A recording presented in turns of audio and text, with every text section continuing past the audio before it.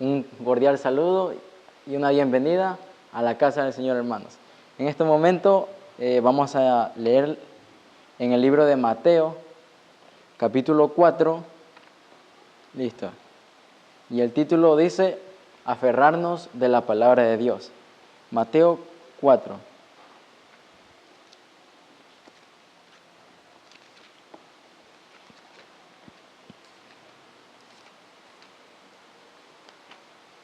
Listo. Y el título dice, ayuno y tentación de Jesús. Listo. Dice que el versículo 1 dice, entonces Jesús, guiado por el Espíritu, fue al desierto para ser tentado por el diablo. Dice, por el enemigo, por Satanás. Entonces, el versículo 2 dice que después de ayunar durante 40 días y 40 noches, tuvo mucha hambre. El versículo 3, entonces se le acercó al tentador y le dijo, si eres el Hijo de Dios, di a estas piedras que se conviertan en pan. Pero Jesús respondiéndole le dijo, escrito está, no solo de pan vive el hombre, sino de toda palabra que sale de la boca de Dios. Entonces el diablo lo llevó a la ciudad santa, dice que lo puso sobre el alero del templo y le dijo a Jesús, si eres el Hijo de Dios, échate abajo, porque escrito está, otra vez le dijo, a sus ángeles mandará a ti que te sostengan con sus manos para que no tropieces, no caigas. Entonces, el versículo 7, Jesús le respondió, escrito está, no tentarás al Señor tu Dios. El 8, de nuevo, el diablo lo llevó a un monte muy alto, le mostró todos los reinos del mundo y toda su gloria. Y le dijo, todo esto te daré a ti si postrado me adorares, ¿verdad? Entonces, dice, entonces Jesús otra vez le respondió, vete Satanás, que escrito está, al Señor tu Dios adorarás y a Él solo servirás, ¿verdad? Entonces, después que Jesús pasó la tentación, después de que terminó de ayunar y salió victorioso, ¿verdad? Llegaron los ángeles y se acercaron a servirle. Dice que luego, entonces como decimos, entonces Jesús guiado por el Espíritu fue al desierto para ser tentado. Luego el Espíritu lo llevó a Jesús al desierto, pero Jesús no invitó a la tentación. Entendamos eso, fue al desierto para estar solo y para pensar en su misión. Por medio del ayuno y la oración debía fortalecerse para andar en la senda que debía recorrer. El enemigo sabía muy bien y pensó que era la ocasión perfecta para poder atacarlo, para poder atacar a Jesús. Grandes eran los asuntos que estaban en juego y el enemigo sabemos que reclamaba la tierra como suya y se presentaba así como el príncipe de este mundo. Declaró que los hombres lo habían elegido como soberano suyo y que por medio de los seres humanos él dominaba al mundo, ¿verdad? Cristo había venido para refutar la pretensión del enemigo. Como el Hijo del Hombre, Cristo permanecería leal a Dios y de esta manera mostraría, ¿verdad?, que el enemigo no había obtenido completo dominio de la raza humana y que su pretensión al reino era muy falsa. Todos los que deseasen la liberación de su poder podrían obtenerlo, ¿verdad?, mediante Jesús. El enemigo sabía que Jesús no ejercía dominio absoluto, ¿verdad?, entonces, sobre aún el mundo, porque había en la humanidad un poder que resistía a su autoridad. Esto lo decía Génesis 3:15. Dios había predicho que vendría alguien, ¿verdad?, vendría para salvar al ser humano. Él le dijo entonces, era la profecía que decía que, ¿verdad?, la serpiente te morderá en el talón, pero él le aplastará la cabeza. Entonces, a esto se refería y el enemigo sabía muy bien que se refería a Cristo. En los sacrificios ofrecidos por Adán y sus hijos, vio un símbolo de la comunión entre la tierra y el cielo y se dedicó a cortar esa comunión. Representó falsamente a Dios y malinterpretó los ritos que señalaban al Salvador. Entonces indujo a las personas a temer a Dios. Lo que hizo Satanás fue que desde que la promesa que Dios le dio a Adán de que vendría alguien a salvarlo, se pasó todo este tiempo conectando la conexión de Dios con el ser humano, para que de esta manera se olvidasen de Dios, se olvidasen de que iba a venir un Redentor. Y Él lo logró. Cuando Dios dio su palabra, ¿verdad?, que está escrita, el enemigo también estudiaba las profecías para cegar a la gente con el propósito que rechazasen a Jesús. Cuando Jesús nació, supo que había venido un ser supremo para disputarle el dominio que él tenía. El Hijo de Dios que había venido a esta tierra como hombre lo alarmó grandemente. Su corazón egoísta no podía comprender tal amor, puesto que había perdido el cielo y estaba resuelto a hacer que otros también cayeran junto a él y los induciría a menospreciar las cosas celestiales. Entonces, Satanás estaba decidido a vencer desde que Jesús vino a la tierra, desde que Él, ¿verdad? Dios, ¿verdad?, hizo que naciera en esta tierra. Desde su infancia en Belén, el comandante del cielo, fue continuamente asaltado por el maligno. En los concilios del enemigo, de Satanás, con sus ángeles, se tomó la determinación de que debían vencer a Jesús. Dice que las fuerzas del mal lo seguían de cerca, le querían entablar guerra contra él y, si era posible, vencerlo. En ocasión del bautismo del Salvador, Satanás oyó la voz de Jehová atestiguar la divinidad de Jesús, ¿verdad? En el momento que Jesús fue bautizado, nosotros vemos que una voz, y era la voz de Dios, que decía: este es mi Hijo muy amado, en él tengo complacencia, ¿verdad? Entonces, estas palabras las había escuchado también el enemigo. El enemigo sabía perfectamente de esto, ¿verdad? Y lo que tenía que hacer era lograr que Jesús, ¿verdad?, perdiera esta confianza en la palabra del Dios vivo, ¿verdad?, de su Padre. En ocasión del bautismo, entonces antes, ¿verdad?, oyó la voz de Jehová atestiguar de la divinidad de Jesús, y ahora que Jesús había venido a semejanza de carne, entonces estaba resuelto a hacerlo caer. Ahora era evidente que la conexión entre Dios y la humanidad había sido restaurada. Desde el momento que Jesús vino a esta tierra y nació, nosotros sabemos que, ¿verdad?, la conexión de Dios y la humanidad tendría que ser restaurada. ¿De qué manera? De la manera que Jesús moriría por nosotros en la cruz. Y vio que debía vencer, o como ya dijimos, ser vencido, derrotado. Unió a todas las energías de la apostasia contra el Hijo de Dios, y muchos consideran este conflicto entre Cristo y Satanás, ¿verdad?, como si no tuviese una importancia. Vemos cuán impactante, ¿verdad?, cuán impresionante es la manera que Jesús tuvo que enfrentar al enemigo para poder así vencerlo. Y este ayuno que Jesús hizo, ¿verdad?, durante 40 días y 40 noches, tendrían que definir, ¿verdad?, su misión en esta tierra. La misión de Jesús era salvar a la humanidad, y de esta manera tendría que aferrarse al poder de Dios mediante la humanidad, ¿verdad?, que como Cristo era ser humano, tendría que aferrarse a Dios, ¿verdad? Y asimismo, nuestra humanidad debe aferrarse a la divinidad de Cristo, a la de Dios. Muchos consideran este conflicto entre Cristo y Satanás como si no tuviese alguna importancia especial para su propia vida. Pero este conflicto se repite dentro de cada corazón humano, de cada uno de nuestros corazones. Las seducciones que Cristo resistió son las mismas que nosotros encontramos tan difíciles de resistir. Mira esto, llevando sobre sí el terrible peso de los pecados del mundo. Entonces, ten en cuenta y comprende que Cristo resistió la prueba del apetito, del amor al mundo y el amor a la ostentación que conduce a la presunción. Estas fueron las tentaciones que fácilmente vencieron a Adán y a Eva, y que hoy en día tan fácilmente nos vencen a nosotros, ¿verdad? Satanás había señalado el pecado de Adán como que era imposible obedecer la ley de Dios en nuestra humanidad. Pero Cristo, ¿verdad?, triunfaría donde Adán habría fracasado. Pero cuando Adán fue atacado por el tentador, no pesaba sobre él ninguno de los efectos del pecado. Era muy diferente. Adán gozaba de perfecta salud mental, espiritual, física, ¿verdad? Entonces vemos que no había pecado. Y esta estaba lleno de vigor mental y de cuerpo y estaba rodeado por las glorias del Edén. Es muy diferente a lo que pasó Cristo. Cristo estaba aquí en el desierto, ¿verdad? Pasando hambre durante 40 días y 40 noches.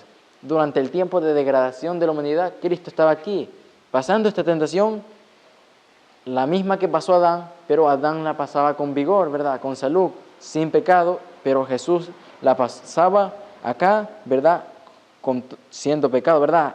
En el pecado. Y estaba rodeado por las glorias del Edén, Adán, y se hallaba en comunión diaria con los seres celestiales. No sucedió lo mismo con Jesús. Jesús, cuando entró en el desierto para luchar con Satanás, durante 4000 años, como ya dijimos, la familia humana había estado perdiendo fuerza física, poder mental y moral, y Cristo tomó sobre sí las debilidades de la humanidad degenerada. Únicamente así podía resistir y rescatarnos de las profundidades más hondas y profundas de nuestra propia degradación humana. Se sujetó de las desventajas de la humanidad, de todas. Muchos sostienen que porque Jesús, Cristo, era hijo de Dios, ¿verdad? Él no podría ser vencido. En tal ocasión, podría haberse hallado en la posición de Adán, ni haber obtenido la victoria que Adán no ganó. Pero Jesús se sujetó a todas las desventajas de la humanidad. Si nosotros tuviésemos que enfrentar un conflicto más difícil que el que Jesús presentó, que el que Jesús tuvo, entonces Jesús no estaría capacitado para poder socorrernos, para poder ser nuestro representante y ese ejemplo que nosotros seguimos, ¿verdad? Pero nuestro Salvador tomó la humanidad y tomó la naturaleza humana con la posibilidad de ceder aún a la tentación. No tenemos que sobrellevar nada que Él no haya soportado. Entonces, Cristo, como para Adán y Eva en el Edén, la primera tentación se trató del apetito. Durante 40 días y 40 noches ayunó y tuvo mucha hambre y mucha sed. Y en ese tiempo, como lo dice el Mateo 4:4, ¿verdad? Que Jesús estaba siendo tentado. En ese tiempo, el diablo se acercó y le dijo: si eres hijo de Dios, di estas palabras que se convierten en pan. Entonces vemos a un enemigo que viene a tentar a Jesús y estas palabras, ¿verdad?, delataron el carácter del enemigo. ¿Por qué? Si eres el hijo de Dios. Y en las palabras del enemigo había completa incredulidad, porque decía: si eres el hijo de Dios. Imagínense, venía a tentar a Jesús, ¿verdad?, insinuando la desconfianza para que de esta manera hubiese hecho lo que Satanás sugería. Si Jesús habría aceptado la duda, Satanás habría tratado de inducir en su mente lo mismo que hizo con Eva, el pensamiento de ser privados de una fruta tan hermosa contradecía el amor de Dios. Entonces, de modo similar, el tentador trató de inspirar en Cristo sus propios sentimientos. Si era el Hijo de Dios, le decía, si era el Hijo de Dios, le trataba de insinuar dudas. En su voz había una expresión de completa incredulidad. ¿Habría de tratar Dios hacia su propio Hijo? ¿Lo dejaría en el desierto con animales salvajes, sin alimento, sin compañía y sin consuelo? Me insinuó la idea de que Dios nunca quiso que su Hijo hubiese estado en tal condición. Si eres el Hijo de Dios, muestra tu poder, le decía el enemigo. Dile a esta piedra que se transforme en pan, ¿verdad? La tentación de dudar. Las palabras del cielo, este es mi Hijo muy amado, resonaban aún en los oídos del enemigo. El enemigo sabía y había escuchado lo que el Padre le había dicho en el momento de la ocasión del bautismo de Jesús. Pero estaba resuelto a hacer dudar a Cristo de todos modos, de ese testimonio que el Padre había dicho: tú eres mi Hijo. La palabra de Dios era muy clara para Cristo. La garantía de su misión divina era la palabra de Dios, su conexión con el cielo. El enemigo se proponía hacer dudar de esa palabra a Jesús. Si podía, decía él, quebrantar la confianza de Cristo en Dios, entonces esperaba que bajo la fuerza de la desesperación y el hambre que pasaba Jesús en medio del ayuno, en medio de estos 40 días, Cristo perdiera la fe en su Padre y obrase un milagro en su propio favor. Era muy astuto el enemigo. Si lo hubiera hecho, Jesús habría malogrado el plan de la salvación. Satanás se aprovechó de su desventaja humana. Uno de los ángeles más poderosos, decía él, había sido desterrado del cielo y él esperaba de Jesús indicar que ese ángel era caído, era él. Satanás le decía, tú eres ese ángel caído, Dios te ha abandonado y por esta razón, ¿verdad? Y los hombres, junto a los hombres te ha abandonado. Un ser divino podría sostener la pretensión realizando un milagro. Entonces, si eres el Hijo de Dios, dile a esta piedra que se transforme en pan. Un acto tal de poder creador, insistía Satanás. Quería un poder creador de, ¿verdad?, de Jesús. Entonces, sería una evidencia concluyente de su divinidad. Pondría término a la controversia. Pero el Hijo de Dios no habría de probar su divinidad a Satanás. ¿Por qué habría de hacerlo? Si Cristo obraba de acuerdo con la sugerencia del enemigo, Satanás habría dicho aún, muéstrame aún una señal más para que yo crea que tú eres el Hijo de Dios, le habría dicho. Y Cristo no debía ejercer el poder divino para su propio beneficio. Impresionante, había venido para soportar la prueba, como debemos soportarla nosotros. Qué ejemplo que nos dio Jesús, dándonos un ejemplo. Todas sus obras admirables fueron hechas para bien y para el bien de otros. Fortalecido por el recuerdo de la voz del cielo, Jesús se apoyó en el amor de su Padre. Jesús hizo frente al enemigo con la Biblia, con las Escrituras. Escrito está, el arma en su lucha era la palabra de Dios. Satanás exige de Cristo un milagro, pero una firme confianza en esto es lo que dice el Señor, es el mayor de todos los milagros que se pueda mostrar. Era una señal que no podía ser cuestionada por nadie. Cristo se mantuviera en esa posición, el tentador podría obtener una ventaja. Entonces, no, de ninguna manera, porque Jesús confiaba en la palabra de Dios. En el momento de mayor debilidad es cuando Cristo fue asaltado por las tentaciones más intensas. En ese momento de hambre, de desesperación, así es como se ha aprovechado Satanás de la debilidad de la humanidad, de la debilidad de cada uno de nosotros. Cuando estamos perplejos o afligidos por la pobreza o la angustia, este enemigo está allí para tentarnos, para atacar los puntos más débiles de nuestro carácter y para destruir nuestra confianza en Dios. Muchas veces el tentador viene a nosotros como fue a Cristo señalando todas nuestras debilidades. El enemigo es que nos hace sufrir, esperando así desalentarnos y quebrantar nuestra confianza en Dios. Pero si nosotros le hiciéramos frente al enemigo, ¿verdad?, como lo hizo Jesús, estaríamos evitando muchas derrotas. Entonces, Cristo dijo al tentador, la gente no vive del pan, sino de cada palabra que sale de la boca de Dios. Cuán profundas eran las palabras de Jesús al decir esto. En el desierto, hace más de 14 siglos antes, Dios envió a su pueblo una provisión constante de maná del cielo. ¿Recuerdan cuando el pueblo de Israel estaba en el desierto y estaban allí que no tenían comida? Dios, ¿qué hizo? Dios le mandó maná del cielo, ¿verdad? Y esto tendría que recordarle al pueblo de que Dios estaba con ellos. La palabra de Dios había dado socorro a los hebreos y la misma palabra se lo daría a Jesús. ¿Por qué no habría de dar socorro a la palabra de Dios? Esperó el tiempo en que Dios habría de traerle alivio. No iba a obtener alimento siguiendo las sugerencias de Satanás. Y es lo mismo que nosotros debemos entender ahora.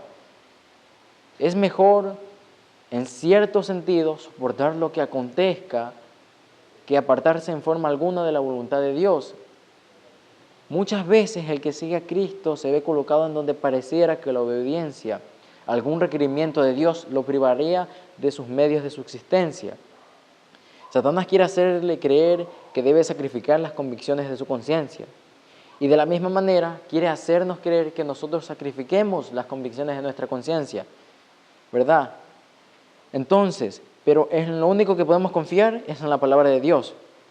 Ahí cuando Jesús estaba ahí pasando la prueba de la tentación en el desierto, vemos que Jesús, ¿verdad?, Él estaba sin pan, sin agua, nada. Entonces Jesús no esperó, ¿verdad?, no aceptó las sugerencias del enemigo para poder recibir, ¿verdad?, estas bendiciones, ¿verdad?, para poder recibir alimento, ¿verdad? Jesús confió en Dios y es lo mismo que nosotros debemos hacer. Mateo 6:33 declara con, ¿verdad?, tanta esplenitud, ¿verdad?, declara con tanta esplenitud: cuando aprendamos a conocer el poder de su palabra, no seguiremos las sugerencias que el enemigo nos pone, ¿verdad?, para obtener algo que necesitamos o algo que nosotros, ¿verdad?, nos beneficia. Obedeceremos en cierto sentido, de tal manera, el mandamiento de Dios, los mandamientos de Dios, y confiaremos en sus promesas. En el último gran conflicto con Satanás, los que sean leales a Dios se verán privados de todo apoyo terrenal, ¿verdad? Entonces, cuando se niegue, ¿verdad?, a los hijos de Dios en el último gran conflicto, todo apoyo terrenal por obedecer a Dios, por, ¿verdad?, por no ser, ¿verdad?, desobedientes a Dios, ¿verdad? Entonces seremos privados, dice, de todo apoyo terrenal, porque nos negamos a violar la ley de Dios. Y claro, como lo dice el Apocalipsis 13, ¿verdad?, se cumplirá esto y se les prohibirá comprar o vender. Pero es allí donde Dios nos ha prometido que a quien obedece, a ese tal morará conmigo en las alturas. Se le proveerá de pan y no le faltará el agua. Isaías 33:16. Elena de White dice en El conflicto de los siglos que solo aquellos que se aferraron a las promesas de Dios, estos saldrán victoriosos del tiempo de angustia. Será alimentado cuando la tierra esté desolada por el hambre, al igual que Jesús, que perseveró en la firmeza de la fidelidad a Dios. Entonces, en todas las edades, estas tentaciones que para nosotros parecen imposibles, han sido las más eficaces para corromper a la humanidad, mediante la intemperancia, es por la cual el enemigo obra para destruir toda facultad mental y moral. Entonces, es así donde viene a ser imposible para el ser humano, para nosotros, obedecer, ¿verdad?, a Dios. Es así donde el ser humano viene a olvidar los mandamientos, ¿verdad?, de Dios. Todo vestigio de ser divino, ¿verdad?, todo vestigio a semejanza divina de Dios se pierde. Y este es el plan de Satanás, ¿verdad? Mediante la indulgencia carnal, trata de borrar del alma todo aquello que tenga que ver con él, ¿verdad? Cristo declara que antes de su segunda venida, y nosotros sabemos muy bien, Mateo 24, Jesús dijo que serán como en los días de Noé. Y aquí declara, también como en Sodoma y Gomorra, debiéramos entender claramente la lección del ayuno del Salvador. Es tan poderoso esto que debemos meditar. Este conflicto se repite en nuestras vidas, porque nosotros somos aquellos que seguimos el ejemplo de Jesús. Debiéramos entender claramente, y se nos habla, ¿verdad? Solo podemos evaluar el valor, ¿verdad?, del mal, de la gratificación sin freno alguno, por medio de la indecible angustia que Cristo soportó. Nuestra única esperanza de vida eterna, y cuando dice claramente única, consiste en sujetarnos a nuestros apetitos y pasiones a la voluntad de nuestro Dios. En nuestra propia fortaleza no es imposible negarnos a nosotros, a nuestros impulsos carnales, ¿verdad?, a las cosas de este mundo, a las fiestas. No, nosotros no podemos por nuestra propia cuenta, ¿verdad?, porque somos, ¿verdad?, seres caídos, ¿verdad? Pero al recordar el terreno que nosotros debemos recorrer, nuestro Señor ha preparado el camino para que venzamos, para aquellos que van a vencer. No quiere que seamos intimidados por nada, ni que estemos desalentados. Dice, anímense porque yo he vencido al mundo. Lo declara Juan 3:16. Dice San Juan 16:33. Todo aquel que lucha contra el poder del apetito debe ver al Salvador en el desierto de la tentación. Véanlo en su agonía sobre la cruz, cuando exclama, tengo sed, y vemos que su victoria es nuestra. Ante esa agonía de Jesús, nosotros vemos que la victoria es nuestra, porque Él venció. Jesús dijo, se acerca el que gobierna este mundo, y Él no tiene ningún poder sobre mí. San Juan 14:30.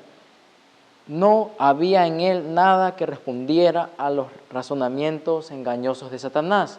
Y de la misma manera se repite en nosotros que no debe de haber nada que responda a los razonamientos engañosos del enemigo, ¿verdad? Él no consistió en pecar y nosotros tampoco debemos hacerlo. Debemos aferrarnos de Él. Ni siquiera por medio de un pensamiento se dio la tentación. Así también podemos hacer nosotros. La humanidad de Cristo está unida con la divinidad. Fue capacitado para, ¿verdad?, el conflicto mediante la permanencia del Espíritu Santo. Y te hago una pregunta. ¿Estás tú cada día llenándote del Espíritu Santo, estudiando su palabra en oración, ¿verdad? Y en ayuno. Cristo está unido con la divinidad y fue así capacitado, y Él vino para hacernos participar de nuestra naturaleza. Dios extiende su mano para alcanzar la nuestra y dirigirla y aferrárnosla a Cristo, con el fin de que nuestro carácter también pueda alcanzar perfección. Cristo nos mostró cómo puede lograrse esto, y es mediante de que Cristo venció al enemigo, mediante que Jesús logró la victoria, y es mediante su palabra.